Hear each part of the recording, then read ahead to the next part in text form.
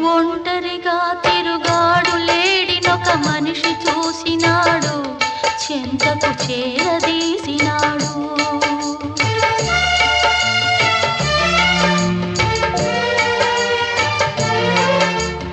అభమో శుభమో తెలియని లేడి అతనిని నమ్మింది, తన హృదయం పరిచింది.